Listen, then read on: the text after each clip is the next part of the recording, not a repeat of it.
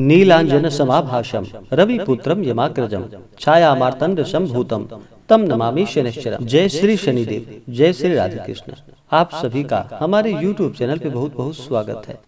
आइए सुनते हैं शनिवार व्रत की कथा। शनिवार के दिन विशेष प्रकार से शनि देवता का अगर पूजन करते हैं, इस दिन पीपल के वृक्ष में गुड़ तथा तिल मिश्रित जल डालते हैं। इससे शनि देवता अति प्रसन्न होते हैं और शनि की दशा में कोई कष्ट नहीं होता है। पीपल के वृक्ष में सभी देवताओं का वास माना गया है। पीपल वृक्ष का पूजन करने से सभी देवताओं का आशीर्वाद भी प्राप्त होता है तथा शनि की दशा में कोई कष्ट नहीं होता है। शनिवार के दिन शनि देव को प्रसन्न करने के लिए विशेष प्रकार से शनि देव के ऊपर सरसों का तेल चढ़ाएं या सरसों के तेल में अपना मुख देख करके उस सरसों के तेल का दान करना चाहिए। इससे शनि देवता अति प्रसन्न होते हैं। शनिवार के दिन उड़द की दाल का दान करना चाहिए, काले तिलों का दान करना चाहिए। इससे भगवत कृपा प्राप्त होती है तथा व्यक्ति के सभी प्रकार के दुख और कष्ट दूर होते हैं। तो आइए सुनते हैं शनिवार व्रत की कथा। तो बोलिए प्रेम से शनिदेव महाराज की जय। बहुत समय पहले की बात है कि एक समय सभी नवग्रहों सूर्य, चंद्र, मंगल, बुध, बृहस्पति, शुक्र, शनि, राहु और केतु में विवाद छिड़ गया कि इनमें से सबसे बड़ा आखिर कौन है। सभी आपस में लड़ने लगे और कोई निर्णय न होने पर देवराज इंद्र के पास निर्णय कराने के लिए सभी नवग्रह पहुंचे। इससे देवराज घबरा गए और इस निर्णय को देने में अपनी असमर्थता जताई। परंतु उन्होंने कहा कि इस समय पृथ्वी पर राजा विक्रमादित्य हैं, जो कि अति न्याय प्रिय है। वे ही इसका निर्णय कर सकते हैं। सभी ग्रह एक साथ राजा विक्रमादित्य के पास पहुंचे और अपना विवाद उनसे कह सुनाया। साथ ही निर्णय के लिए कहा। राजा इस समस्या से अति चिंतित हो उठे, क्योंकि वे जानते थे कि जिस किसी को भी छोटा बताया जाए वही कुपित हो उठेगा। तब राजा को एक उपाय सूझा। उन्होंने स्वर्ण, रजत, कांस्य, पीतल, सीसा, रांगा, जस्ता, अभ्रक और लौह से 9 सिंहासन बनवाए और उन्हें इसी कर्म में रखा। फिर उन सबसे निवेदन किया कि आप सभी अपने अपने सिंहासन पर स्थान ग्रहण करें। जो अंतिम सिंहासन पर बैठेगा वही सबसे छोटा माना जाएगा। इस अनुसार लौह सिंहासन सबसे बाद में होने के कारण शनिदेव सबसे बाद में बैठे, तो वह सबसे छोटे कहलाए। उन्होंने सोचा कि राजा ने यह जानबूझकर किया है। उन्होंने कुपित होकर राजा से कहा कि हे राजा, तू मुझे नहीं जानता। सूर्य एक राशि में 1 महीने तक, चंद्रमा 2.25 महीने तक 2 दिन तक, मंगल 1.5 महीने तक, बृहस्पति 13 महीने व बुध और शुक्र 1-1 महीने विचरण करते हैं। परंतु मैं 2.5 से 7.5 साल तक रहता हूँ। बड़े बड़ों का मैंने विनाश किया है। भगवान श्री राम की 7.5 आने पर उन्हें वनवास जाना पड़ा। रावण की आने पर उसकी लंका को बंदरों की सेना से परास्त होना पड़ा। अब तुम सावधान रहना। ऐसा कहकर कुपित होते हुए शनिदेव वहां से चले गए। अन्य देवता खुशी खुशी चले गए। कुछ समय के बाद राजा की 7.5 आई। तब शनिदेव घोड़ों के सौदागर बनकर वहां आए। उनके साथ कई बढ़िया घोड़े भी थे। राजा ने यह समाचार सुनकर अपने अश्वपाल को अच्छे घोड़े खरीदने की आज्ञा दी। उसने कई अच्छे घोड़े खरीदे व एवं सर्वोत्तम घोड़े को राजा को सवारी हेतु दे दिया। राजा यूं ही उस पर बैठा वह घोड़ा सरपट वन की ओर भाग चला। भीषण वन में वह पहुंचा और वहां से अंतर्ध्यान हो गया और राजा भूखा प्यासा भटकता रहा।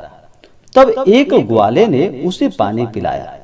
राजा ने प्रसन्न होकर उसे अपनी अंगूठी दे दी। वह अंगूठी देकर राजा नगर को चल दिया और वहां अपना नाम उज्जैन निवासी वीका बताया। वहां एक सेठ की दुकान में उसने जल इत्यादि पिया और कुछ विश्राम किया। भाग्यवश उस दिन सेठ की बड़ी बिक्री हुई। सेठ ने उसे खाना खिलाने के लिए कहा कि आओ मेरे साथ, मैं तुम्हें अपने घर ले चलूं और वहां पर खाना खिलाऊंगा।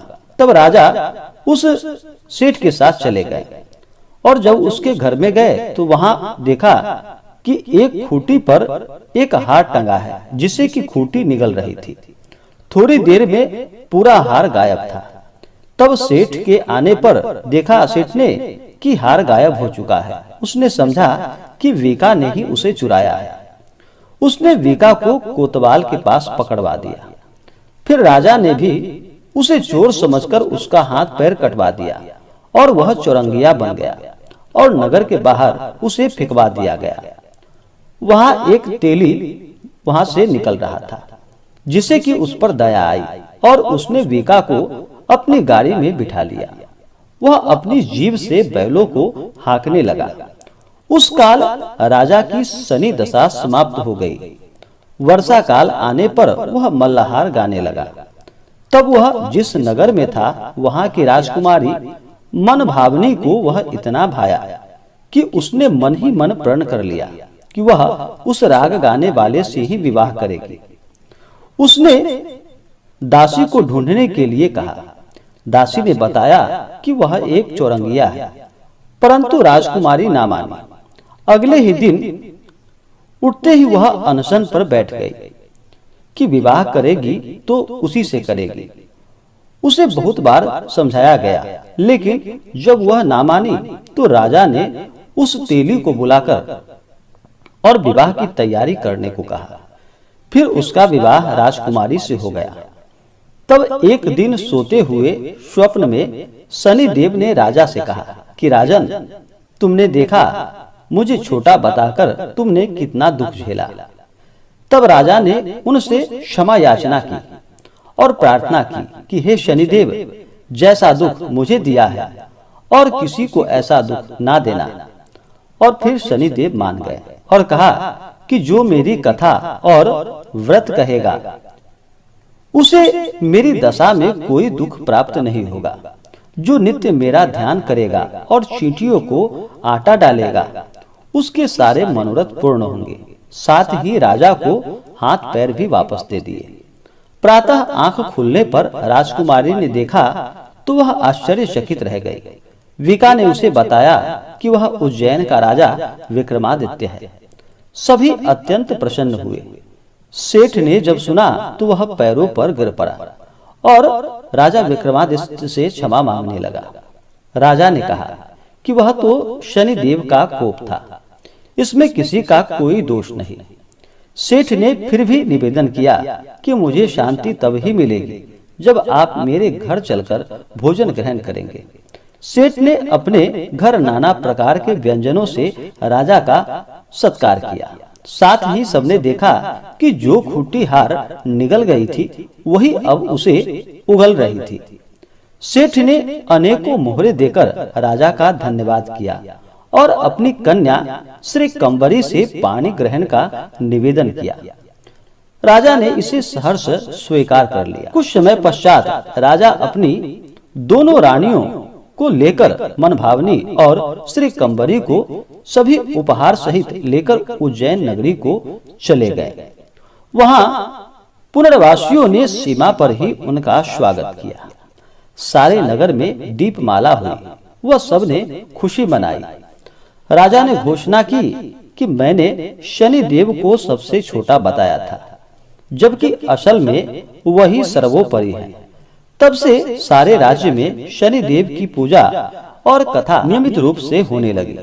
सारी प्रजा ने बहुत समय खुशी और आनंद के साथ बिताया।